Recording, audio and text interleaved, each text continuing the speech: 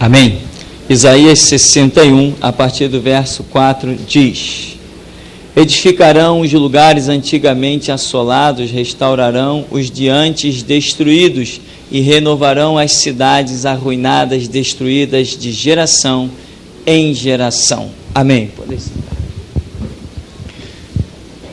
Esse texto, que aqui no verso 4 dá uma ênfase à missão do povo chamado por Deus, cuja unção, lá desde o verso 1, está descrita, aquela glória toda. O Senhor Deus Jeová me ungiu para pregar, curar, proclamar libertação, pôr em liberdade os algemados, apregoar o ano aceitável do Senhor, o dia da vingança do nosso Deus, consolar os que choram, e enfim, uma unção que realiza uma obra muito tremenda, muito grande.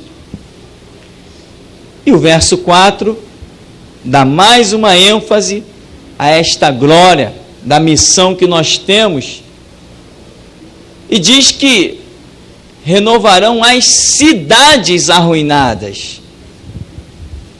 Eu sempre procuro lembrar que quando a Bíblia fala as coisas, ela não está se prendendo às coisas naturais, ela está se prendendo às coisas espirituais.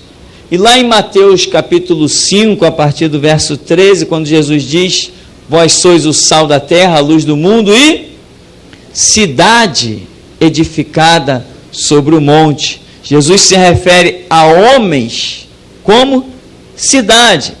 Há vários fatores que não há tempo para observar as simbologias bíblicas no momento. Mas esta é a nossa missão: renovar cidades, vidas. O que é uma cidade? Uma cidade sem pessoas? Não. Uma cidade fantasma? Que sentido tem? Esta unção tão tremenda, eu fico impressionado como é que as pessoas de Bíblia na mão, se dizendo crentes, na hora de tomar decisões, elas parecem com qualquer um, menos com um crente. Se você pegar um ímpio aí fora, meu irmão, um católico, um espírita, um qualquer coisa, às vezes, como Jesus diz, né, os filhos das trevas são mais prudentes que os filhos da luz. Tem satanista que ele nunca toma uma decisão sem primeiro ir lá dentro do terreiro e bater cabeça para um demônio. Mas tem crente que vive tomando decisão sem entrar no seu quarto, fechar a porta e falar com Deus. Não é verdade? Eu vejo tantas pessoas de Bíblia na mão. Quanto tempo você tem de igreja? 15 anos. Fala alguma coisa da Bíblia? Não sei. E pensa que é crente. Porque também as lideranças fazem questão de deixar as pessoas iludidas e enganadas. Já tem organização aí, com título de evangélica, que os seus líderes fazem questão de dizer que esse negócio de ler Bíblia é besteira. Ninguém me contou não, eu mesmo ouvi. Enquanto Jesus Cristo diz: examinai as Escrituras, eles estão dizendo que ler Bíblia é besteira. Enquanto Jesus diz: se vós estiverdes em mim e as minhas palavras estiverem em vós, eles estão dizendo que ler Bíblia é besteira. Sabe quem são eles, né? Esses que se chamam universais, são eles que dizem isso. Ninguém me contou não, eu mesmo vi na TV e ouvi no rádio. Por isso, se alguém manifesta ideias contrárias a Cristo, não hesite, irmão, é o espírito do anticristo. E as pessoas estão de Bíblia na mão, mas não estão valorizando o que tem nas mãos. É aquela velha história: não tenho tempo para ler, não tenho tempo para ir na escola dominical, e vai chegar uma época que também não vai ter tempo de ir para o céu. É a realidade. Porque lâmpada para os meus pés e luz para o meu caminho é a palavra. Se eu não estou no caminho da palavra, eu estou querendo chegar aonde? Tem muita gente se iludindo. Aqui, edificarão os lugares antigamente assolados, restaurarão. Quer dizer, Deus está falando com o seu povo, esse povo que tem essa unção, como Jesus disse, né? Como o Pai me enviou, eu vos envio a vós.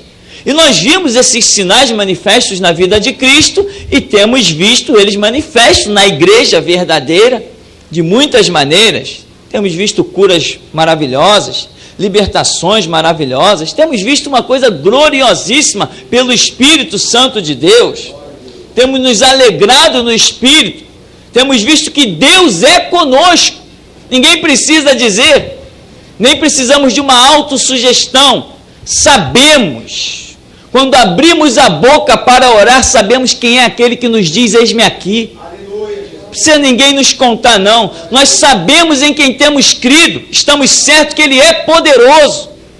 Colocamos o Deus que servimos e aceitamos o desafio de qualquer um. E eu sempre digo, eu só respeito um Deus, é o Deus do cristianismo. Do cristianismo, não das idolatrias modernas, dos objetos ungidos. Aquele não, aquele eu piso na cabeça dele. Aqui, vou pular para o verso 5, diz assim, estranhos se apresentarão e apacentarão os vossos rebanhos, estrangeiros serão os vossos lavradores e os vossos vinhateiros. Diz que estranhos farão o quê? Se apresentarão. Olha, sobre quem está a glória? Sobre o povo de Deus. Confere do verso 1, o Espírito do Senhor Deus está sobre mim. Quem reina? Sou eu que reino. Quem é templo do Espírito Santo? Sou eu. Quem é que tem autoridade para desfazer a mentira? Sou eu. Quem é que desfaz as obras do diabo? Sou eu, porque Jesus Cristo diz, eu vos dou poder, então é comigo que ele conta. E aqui está dizendo que os estranhos, quem são os estranhos? Os estranhos são todos aqueles que não têm a lei de Deus. São todos aqueles que não receberam a revelação de Deus. Mas os estranhos se apresentarão e desejarão ser o quê? Lavradores e vinhateiros e cuidarão dos rebanhos. Os estranhos verão tanta glória na minha vida que eles desejarão até trabalhar para mim. É isso que o texto está dizendo. Os estranhos, eles vão se apresentar. Quem são os estranhos? Qualquer um que não tem a palavra. Então quem são eles? Presidentes, governadores, juízes, homens do Senado, homens que para a sociedade são ilustres, porém para mim, com certeza, ilustre só aquele que é templo do Espírito Santo.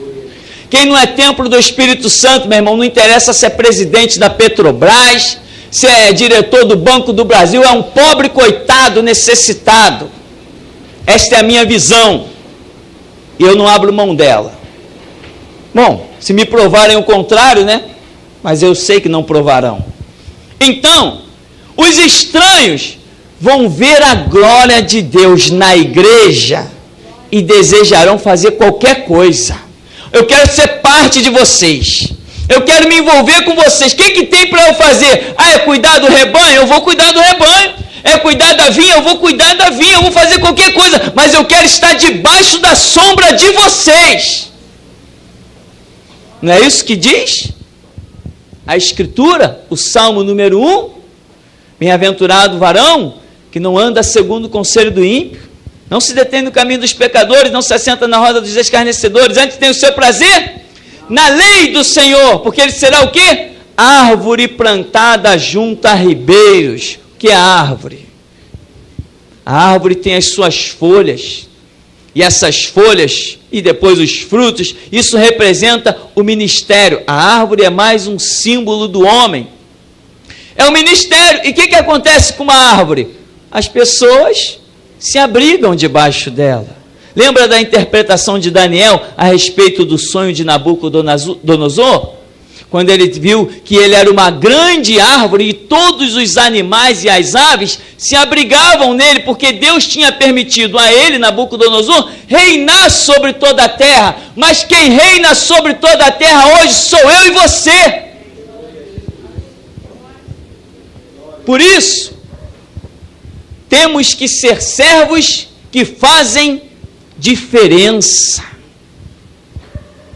Ele ainda vai dizer no verso 6, mas vós sereis chamados sacerdotes do Senhor, e vos chamarão ministros de nosso Deus. Comereis as riquezas das nações, e na sua glória vos gloriareis. É isso que nós somos, ministros, sacerdotes do Senhor. Não servimos a mais ninguém. Não servimos a mais ninguém. Não curvamos a nossa cabeça diante de mais ninguém. Não reconhecemos outra autoridade senão a do nosso Deus que cultuamos, o Deus da Bíblia.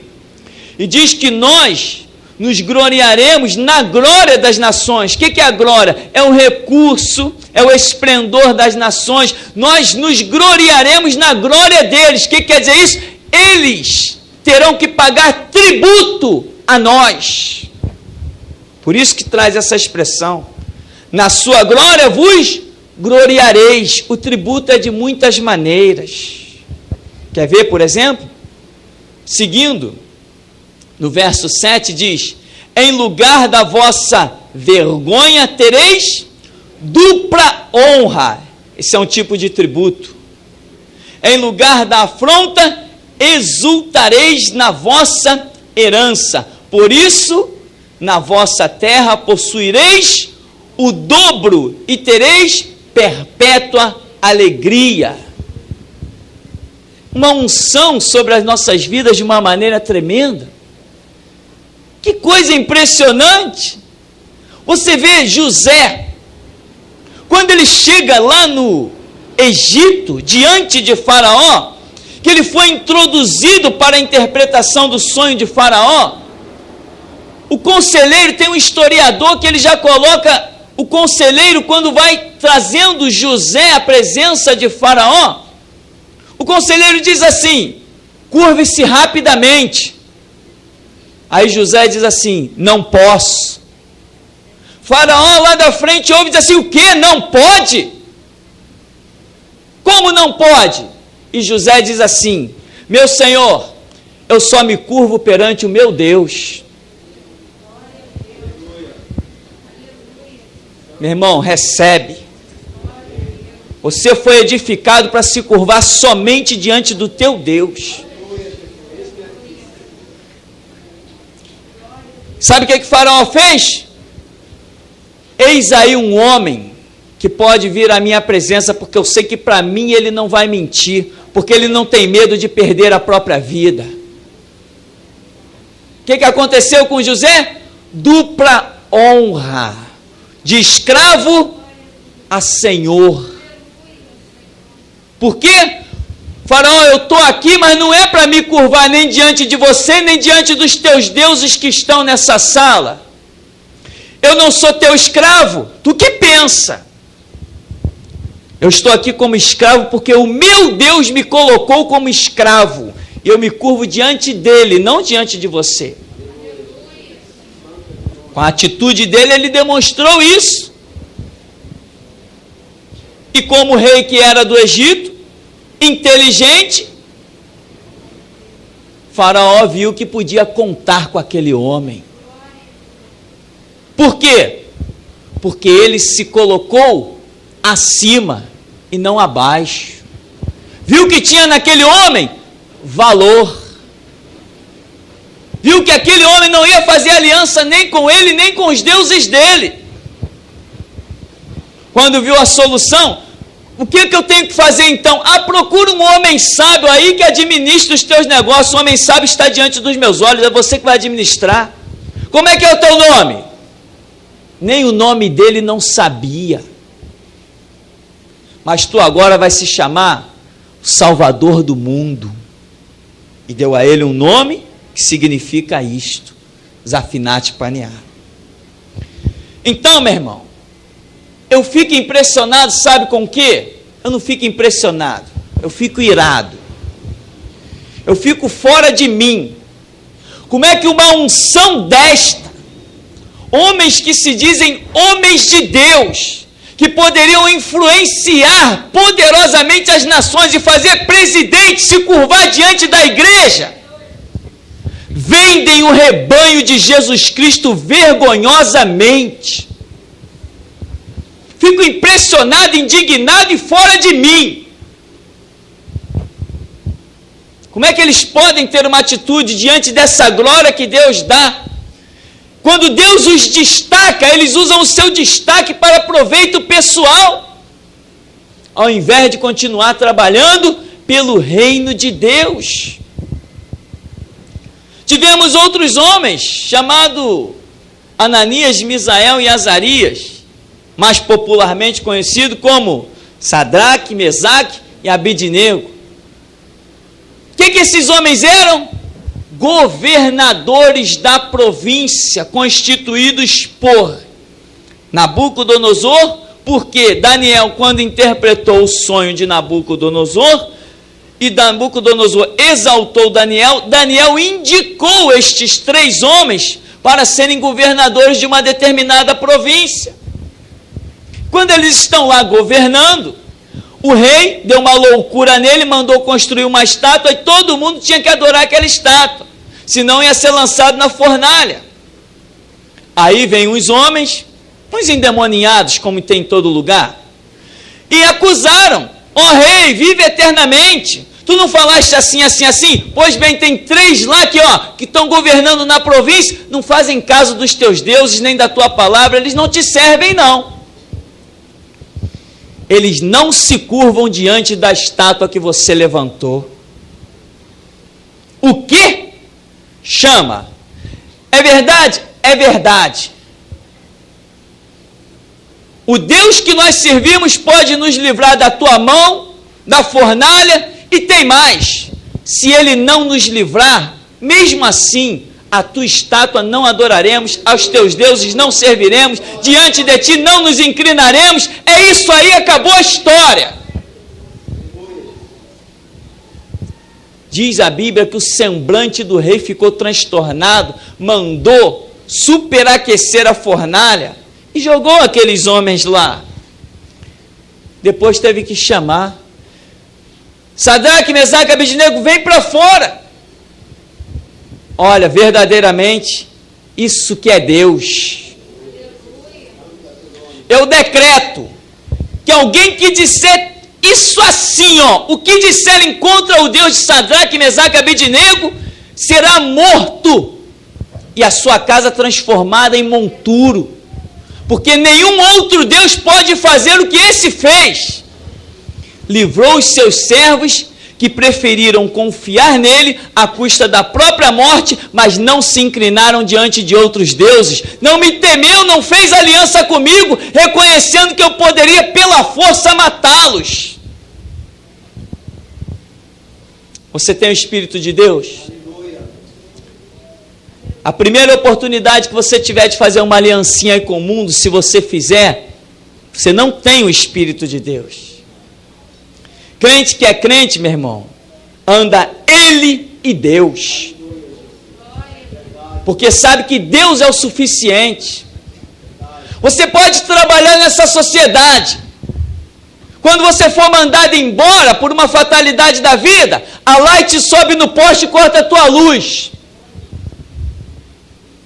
Nenhum representante do Estado manda uma cesta básica para a tua casa. Teus filhos terão que sair do colégio se você não tiver dinheiro para manter eles lá. Você não deve nada ao governador nem a prefeito. Eles não fazem nada por você. Na minha infância eu passei fome. Nunca um deputado bateu na porta da minha casa. Mas Jesus Cristo não me deixou morrer. Que Deus você serve? Eu não sirvo Deus de Estado. Eu sirvo Deus da Bíblia. Pode atravessar o deserto, porque aquele anjo que alimentou Elias está vivo. O Senhor é o meu pastor, nada me faltará. Ele me faz deitar em verdes pastos, guia-me mansamente às águas tranquilas. Ele refrigera a minha alma, Ele unge a minha cabeça com óleo e o meu cálice transborda. Ele faz que a bondade e a misericórdia me sigam todos os dias da minha vida e eu habitarei na casa do Senhor por longos anos. Você não deve nada a homem algum, a não ser aquele que morreu crucificado por você lá no Calvário. A esse você deve a tua própria vida. A nenhum outro você deve nada.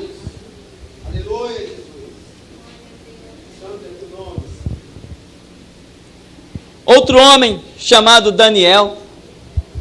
Esse homem impressionante. Você sabe aonde Daniel habitou quando foi levado como cativo? Porque Deus repreendeu a nação de Israel e ele estava no meio. Mas ele foi o que foi mesmo no cativeiro, é só você ler o livro de Daniel. Este homem habitou na corte de Nabucodonosor, meu irmão.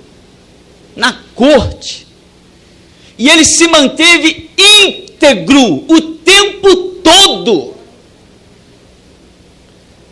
Nabucodonosor sabia que podia chamar aquele camarada na presença dele, que aquele ali não ia mentir para agradá-lo, falava na cara dele o que tinha que ser dito, porque Daniel sabia quem servia, ele sabia de quem ele era templo, ele sabia.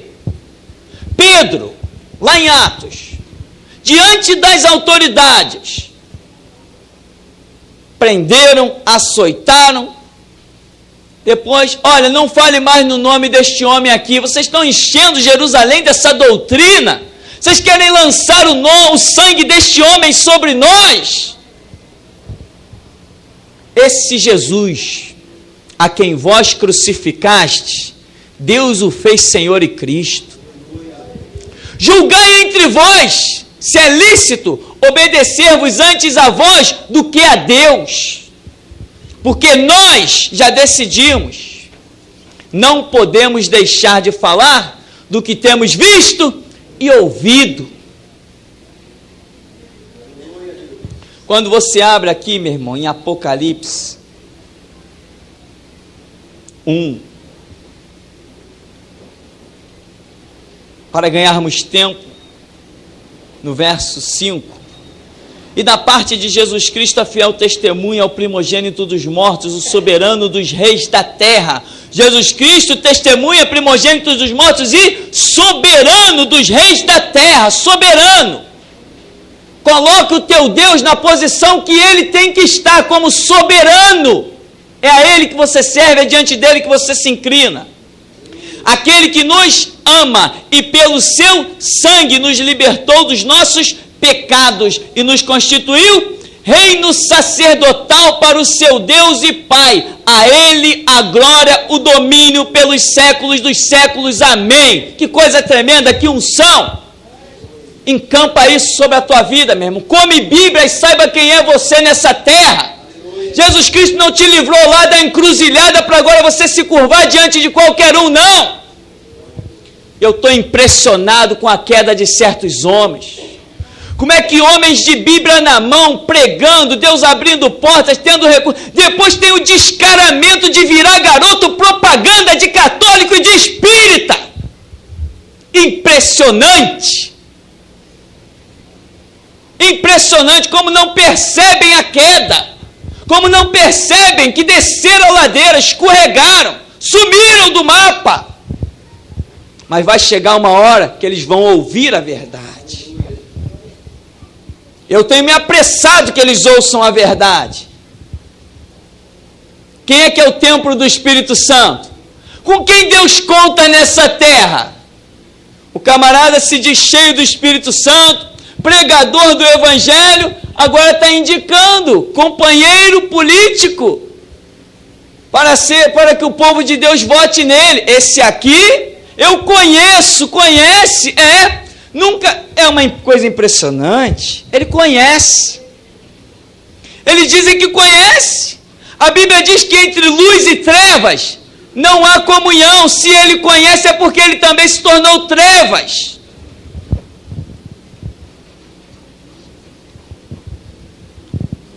De pastores gabaritados, agora garotos propagandas, apresentando espíritas para serem votados pelo povo de Deus, apresentando católicos para serem votados pelo povo de Deus, apresentando pessoas de várias religiões para serem votados pelo povo de Deus. São mercenários, venderam a igreja de Cristo, usam a imagem que tem do passado, porque a do presente já está manchada e apodrecida, mas usam a imagem para aqueles que ainda não discerniram a queda e a transformação, usam a imagem para vender o rebanho de Jesus Cristo, porque querem desfrutar de privilégios com eles que habitam nas trevas.